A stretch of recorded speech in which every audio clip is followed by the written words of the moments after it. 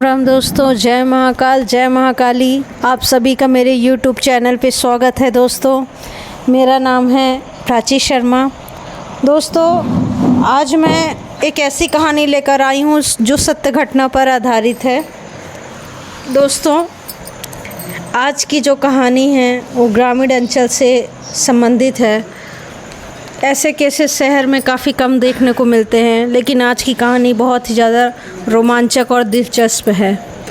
दोस्तों, ये कहानी सत्य तो है ही, लेकिन इसमें सोचने वाली बात ये है कि ऐसे लोग हम आम इंसानों के बीच रहते हैं। हाँ दोस्तों, आपने सही सुना, ऐसे लोग हम आम इंसानों के बीच रहते हैं। ये स्त्री और पुरुष दोनों रूपों में हो सकते हैं। ये दिखने में तो हम आप आम इंसान की तरह ही हैं, लेकिन ये क्या करते हैं, ये शैतानी शक्तियों को जागृत करते हैं, जिसे डायन विद्या कहते हैं। दोस्तों, डायन विद्या कई प्रकार से हो सकती हैं। ज़रूरी नहीं है कि वो हम जिसे समझ रहे हैं कि डायन ऐसी दिखती वैसी दिखती, इनकी कुछ पहचान भी होती है। पहले हम आपको जिसके साथ ये केस हुआ था वो केस के बारे में हम आपको बातें बताते हैं, फिर इससे जुड़ी कुछ ऐसी बातें बताएंगे जिससे आप सब कोई इनका अनुभव कर सकते हैं। चलिए दोस्तों, एक गांव की बात है जिसमें एक महिला रहती थी। वह गांव शापित गांव के नाम से ही जाना जाता था, क्योंकि वहाँ अच्छी बुरी कई तरह की बातें होती थी। चूँकि वो प्राचीन रूढ़िवादी मान्यताओं से घिरा था, सोच पुरानी थी, उनकी धार्मिक सोच थी, धार्मिक प्रवृत्ति के थे। लेकिन कई सारी वहाँ भूत प्रेत की ऐसी कहानियाँ चलती थी जो कहीं अनकही थी। उन्हीं में से कुछ ऐसी बातें उठी जो काफ़ी लोगों के सामने आई। उन्हीं में से एक कहानी मैं आपको बता रही हूँ कि एक गाँव में एक विधवा औरत थी। उसका नाम था फुलवा। वो रंग में गोरी थी, काले लंबे बाल थे, लेकिन उसके शरीर में सुंदरता नाम मात्र की थी। ऐसा लगता था ना ही कभी नहाई हो, ना ही कभी बाल धोई हो। अजीब सी दिखती थी। उसके चेहरे में कोई भाव ही नहीं थे। रूखी सूखी आँखें, झूली हुई फटी फटी एड़ियाँ, बाँस मारती हुई त्वचा, दुर्गंध वो देते हुए दांत, काफ़ी भयानक सी दिखती थी वो। ना जाने किसने उसका नाम फुलवा रख दिया। ना ही वो किसी से बोलती, ना हंसती, ना उठती बैठती। चंचलता उसके सामने नाम मात्र की थी। वो 100 लोगों के बीच भी खड़ी हो तो भी अलग ही दिखती थी। दोस्तों, उसकी शादी हो गई। शादी के 7वें ही साल उसके पति को बीमारी हो गई और वो भयानक बीमारी से उसकी मृत्यु हो गई। इसी बीच उसके 2 लड़के भी हुए। पति की मौत के बाद गांव में वो गायब सी हो गई। कुछ बरस बाद जब वो वापस लौटी तो उसका लड़का, छोटा बेटा, ना मालूम किस तरह अपने आप ही एक दिन अचानक से कुएं में डूबकर उसने अपनी जान दे दी। और बड़ा लड़का जैसे तैसे बचा के पलकर बड़ा हो गया। लोग उस पर काफ़ी शक करते थे। हर कोई उसे मनहूस, कुरूप, पति और पुत्र की मृत्यु का कारण समझते थे। और हर कोई कहता था पहले अपने पति को खा गई, अब मृत्यु उसके पुत्र की भी हो गई है। ना मालूम ये क्या करना चाहती है। दोस्तों, डायन के भेष में वो एक इंसान थी और इंसान के रूप में वो एक डायन थी। दोस्तों, वो किसी न किसी को, हर किसी को बलि चढ़ाती रही। समय समय पर उसकी काली शक्तियाँ मजबूत होती रही और वो अपनी काली शक्तियों को मजबूत करने के लिए किसी न किसी की बलि चढ़ाती रही। अगर उसे गांव का कोई भी व्यक्ति ना मिले तो वो अपने घर वालों की ही बलि चढ़ा देती थी। दोस्तों, ये इंसान अपने आप को सुंदर, आकर्षक और अपनी शक्तियों को बढ़ाने के लिए बलि प्रथा का प्रयोग करते हैं, क्योंकि इनके शरीर में मौजूद नापाक शक्तियाँ, ये काली शक्तियाँ, ये इन्हीं से चलती हैं। दोस्तों, ये एक विशेष प्रकार की वीर विद्या होती है। इसमें वीर वराटी विद्या का प्रयोग होता है, जिसमें ये डायन महिलाएं इस चीज़ को जगाती हैं और अपने शरीर से बलि के रूप में उनको भोग देती हैं। चलिए दोस्तों, इस कहानी को हम आगे सुनते हैं और आपको बताते हैं।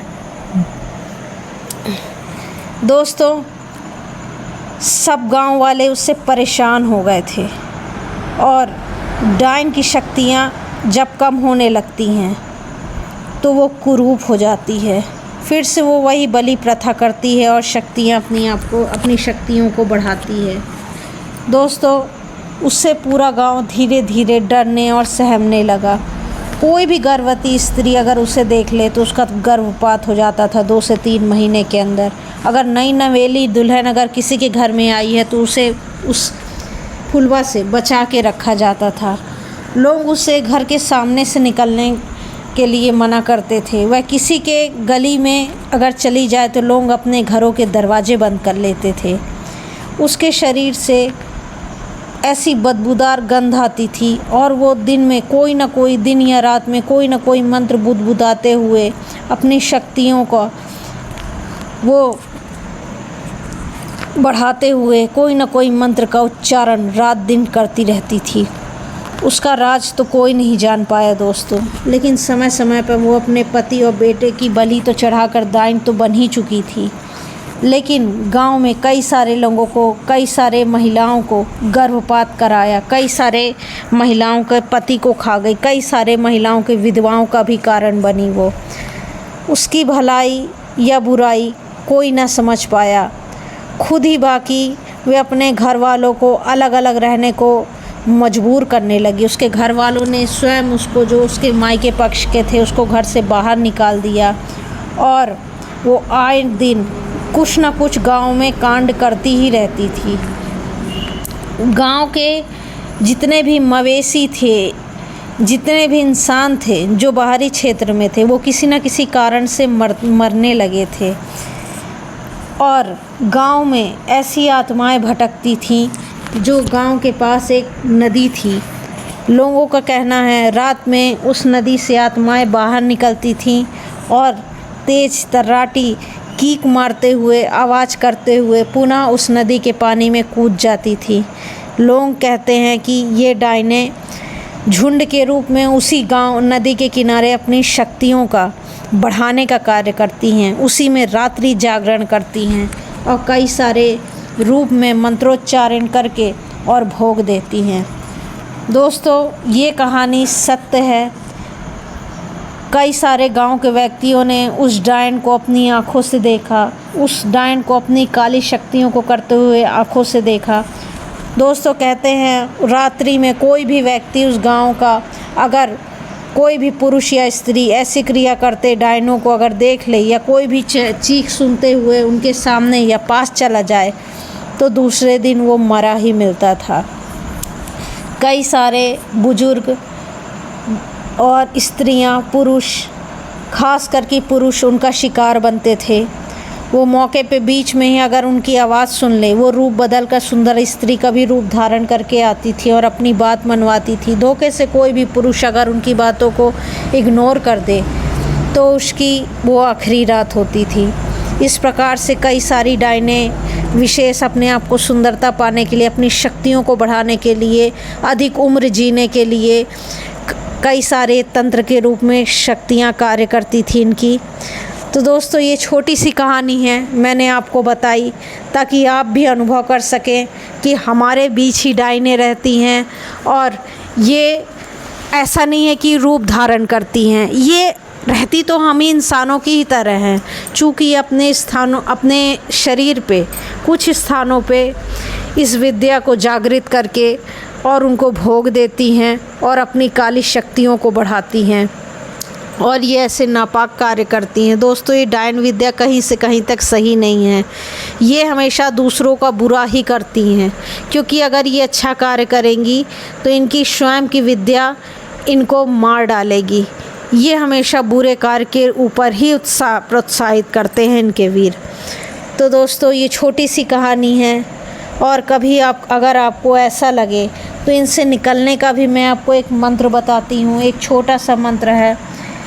अगर आपको कहीं भी ऐसा लगे या कहीं भी पुत्र हो, पति हो, या घर का कोई बुजुर्ग हो, या आपके घर में लगे आपको आपके आसपास कोई ऐसा टोना टोटका कर रहा है, काले जादू का प्रयोग कर रहा है, नींबू लौंग आदि गंदे कपड़ों का प्रयोग कर रहा है, क्योंकि ये विद्या गंदे कपड़ों में भी होती है। स्त्रियों के ऊपर भी एक स्त्री दूसरी स्त्री को भी कर सकती है।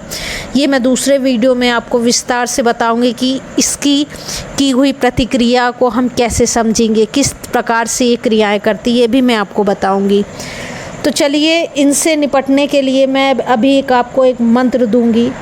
आप इस मंत्र को पढ़कर, कभी आपको ऐसा लगे, ज़रूरी नहीं कि आप घर में हो या पूजा स्थान में हो या मंदिर में हो या कहीं भी हो, आप जंगल में ही क्यों ना हो, अगर आपको लगे ऐसा कुछ हो रहा है आपके साथ, आप किसी निर्जन स्थान पे गए हैं या किसी ऐसे स्थान पे गए हैं जहाँ की आपको बोली भाषा न समझ में आ रही हो, वहाँ के लोग आप पे ऐसा लग रहा है कि कुछ बुरी चीज़ों का प्रभाव कर रहे हैं या आपको कुछ अटपटा सा लग रहा है, तो भी आप इस मंत्र का प्रयोग करिए। राई लीजिए, ये सरसों लीजिए, अपने चारों दिशा में फेंक दीजिए बिना कुछ सोचते हुए। आपको निर्विघ्न हो जाएंगे, आपकी सारी समस्याएं दूर हो जाएंगी। खास करके इस प्रकार की जितने भी बलाएं होंगी वो 10 को सांप से पीछे भागेंगी। हाँ दोस्तों, ये सही बात है। या फिर कुछ भी ना मिले तो आपको सबसे सरल मैं बताती हूँ, धरती तो है ना दोस्तों, प्राकृतिक में धरती तो है ना, मिट्टी जो है वो पंच तत्व में होती है। आप उस मिट्टी को उठाइए, धरती माँ को उठाइए और ये मंत्र बोलते हुए 10 दिशा में फूंक दीजिए। ये दोस्तों मिट्टी में ऑक्सीजन होता है, जीवित अवस्था में होती है। तंत्र में इसका बहुत महत्व है, ये मैं दूसरे वीडियो में बताऊंगी, लेकिन अभी इसका प्रयोग आप सुन लीजिए, मंत्र सुन लीजिए। मंत्र दोस्तों इस प्रकार से है। ओम नमो आदेश गुरु का जल बाका थल बाका मुकेर काया बाका डाइनेर दृष्टि पढ़न बानी सुनो गोमाया उधर कहानी समन काटी को माता दिहली बर उज्जान छोड़े माटी बाटी धर धूला बान धूसर बान शब्द बेही महाबान ए मंत्र पढ़े से ओम हनि श्री राम हुमकारे शब्द साचा पिंड काचा फुरे मंत्र ईश्वरी वाचा सत्य नाम आदेश गुरु का। दोस्तों इस मंत्र को पुनः सुन लें। ओम नमो आदेश गुगा जल बाका थल बाका मुकेर काया बाका डाइने दृष्टि पड़न पानी सुनो गोमाया उधर कहानी शमन काटी के माता दिहाली बर उज्जार छोड़े भाटी धर धूला बान धूसर बान शब्द भेड़ी महाबान यही मंत्र पढ़े से ओम हानि श्री राम हुमकारे शब्द साचा पिंड काचा फुरे मत ईश्वरी वचा सत्य नाम आदेश गुरु का। दोस्तों इस मंत्र का प्रयोग करिए, कुछ नहीं है तो आप मिट्टी उठा के चारों दिशा में फेंक दीजिए। फिर देखिए जो भी आपको ऐसी कोई डायन शक्ति है, किसी भी प्रकार की ऐसी स्त्री या पुरुष महिला आपको लगे, तुरंत कोसों दूर भागेगी आपसे। तो दोस्तों आपको मेरा ये वीडियो पसंद आए तो मेरे वीडियो को लाइक करिए, सब्सक्राइब करिए। कई सारी रोचक कहानियाँ सत्य घटनाओं पर आधारित और आपको और सुननी हो या कई सारे आपके सामने मैं ऐसी मंत्र टोटके लेकर आऊँगी ताकि आपका जीवन सुखद हो, सरल हो और निर्विघ्न बने। राम राम दोस्तों, जय महाकाल, जय महाकाली।